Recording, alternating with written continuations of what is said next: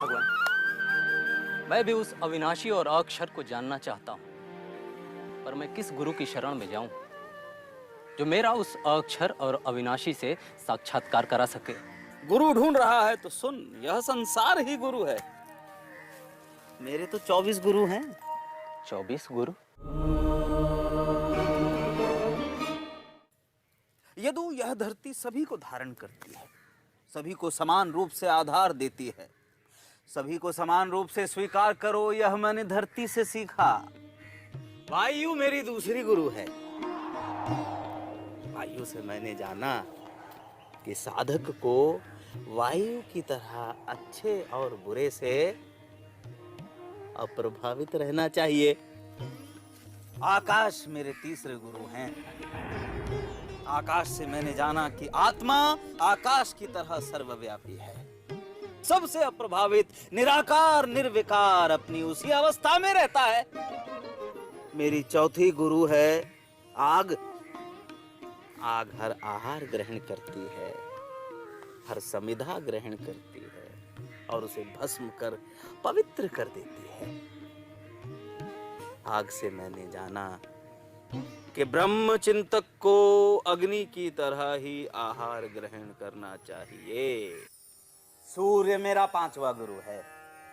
जिस प्रकार सूर्य की छाया अलग अलग पात्रों के जल में अलग अलग दिखाई देती है, उसी प्रकार यह सारी सृष्टि उसी एक आत्मा की विभिन्न छायाएं हैं।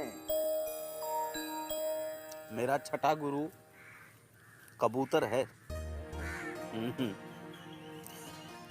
एक बार मैंने देखा, शिकारी के बिछाए जाल में कबूतरों के बच्चे फंस गए हैं। कुछ देर बाद उन्हें छुड़ाने के लिए घोंसले में लौटी उनकी मां भी जाल में फंस गई। उन कबूतरों से मैंने जाना कि किस प्रकार मोह विनाश को आमंत्रण देता है। अजगर मेरा सातवां गुरु है यदु।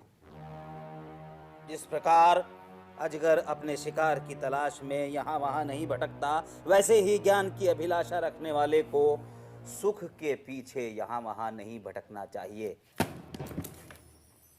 समुद्र मेरा आठवां गुरु है। जिस प्रकार समुद्र अपनी मर्यादा का उल्लंघन नहीं करता, वैसे ही बुद्धिमान को अपनी नैतिक मर्यादा का उल्लंघन नहीं करना चाहिए। मेरा नौवां गुरु पतंगा है। पतंगा मूर्ख व्यक्ति इंद्रियों के सुखों की आग में कूद स्वयं को भस्म कर देता है, परंतु बुद्धिमान व्यक्ति ज्ञान की अग्नि में कूद अपने अज्ञान का नाश कर सीमित से असीमित हो जाते हैं। मेरा 10वां गुरु है गज। कौन? हाथी। हाँ? हाथी के शिकारी हाथी को पकड़ने के लिए नकली हथनी बनाते हैं या पालतू हथनी का प्रयोग करते हैं ताकि वे हाथी को लुभा सकें। साधक को काम के आवेग से दूर रहना चाहिए, यह मैंने हाथी से सीखा। मेरा 11वां गुरु शहद इकट्ठा करने वाला मधुहा। मधुमक्खी शहद इकट्ठा करने में अपना समय गंवाती है और उसका उपभोग शहद इकट्ठा करने वाला मधुहा करता है। इसलिए समय साधनों को एकत्र करने में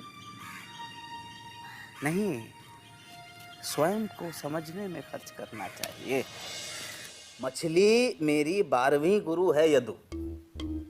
इस प्रकार कांटे में लगे पदार्थ के कारण मछली कांटे में फंस जाती है, वैसे ही मनुष्य प्रलोभनों के कारण संकट में पड़ता है।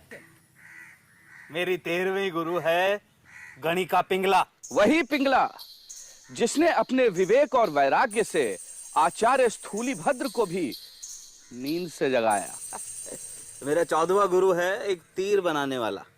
उससे मैंने जाना कि आत्मा पर एकाग्रता से ही संसार के प्रपंच को अनदेखा किया जा सकता है। मेरा 15वां गुरु छोटे बच्चे हैं यदु। छोटे छोटे बच्चे जो मान अपमान, मेरा तेरा, अपना पराया, इन सब से परे रहते हैं। मेरा 16वां गुरु चंद्रमा है। जिस प्रकार चंद्रमा सूर्य के प्रकाश को ही परावर्तित करता है, उसी प्रकार यह जीवात्मा उसी एक परमात्मा का ही प्रकाश है। मधुमक्खी मेरी 17वीं गुरु है।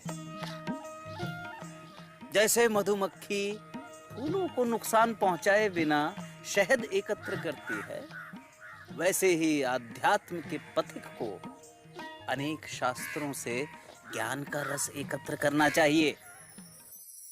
मेरा 18वां गुरु मृग है। उससे मैंने जाना कि इंद्रियों की कामना दास्ता का कारण होती है। बाज मेरा 19वां गुरु है। जिस प्रकार मांस के एक टुकड़े के लिए कई शिकारी पक्षी एक साथ मांस पर टूट पड़ते हैं और परस्पर लड़ते हैं, ठीक वैसे ही भौतिक सुखों की होड़ संघर्ष आमंत्रित करती है। मेरी 20वीं गुरु एक कन्या है यदु। एक बार कुछ लोग एक कन्या का हाथ मांगने उसके घर आए। उस समय उस कन्या के माता पिता घर पे नहीं थे, तो अतिथियों को आया देख उस कन्या ने भोजन के लिए धान कूटना शुरू कर दिया। अब धान कूटते समय उस कन्या के हाथ में पड़ी चूड़ियां बजने लगी।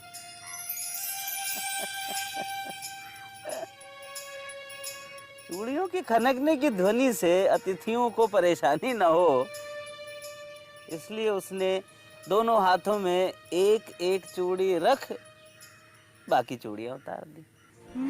इस घटना से मैंने जाना कि दूसरे के होने से स्वर, शब्द खटकने लगते हैं, बजने लगते हैं। इसलिए साधक को अकेले रहना चाहिए।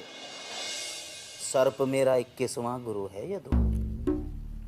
सर्प घर नहीं बनाता, वैसे ही अध्यात्म के पथिक को अनिकेत रहना चाहिए। मकड़ी मेरी 22वीं गुरु है। हैं? जैसे मकड़ी अपने जाल की रचना करती है, उसमें विचरण करती है और अंत में उसे ही निगल लेती है, वैसे ही आत्मा अपने संसार की रचना करता है, उसमें विचरण करता है और अंत में यह संसार उसी में विलीन हो जाता है। यदु इल्ली मेरी 23वीं गुरु है। इल्ली लगातार भ्रमर की ओर देखती रहती है।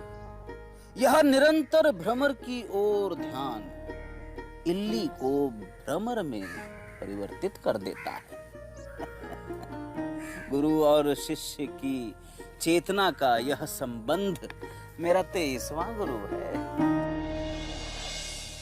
मेरा 24वां गुरु जल है। जल सबकी प्यास बुझाता है। मनुष्य, पशु पक्षी, पेड़ पौधे सभी को जीवित रखता है और हमेशा सबसे निचली जगह पर रहता है, हैं? वैसे ही बुद्धिमान को भी हमेशा सबसे नगण्य स्थान ग्रहण करना चाहिए।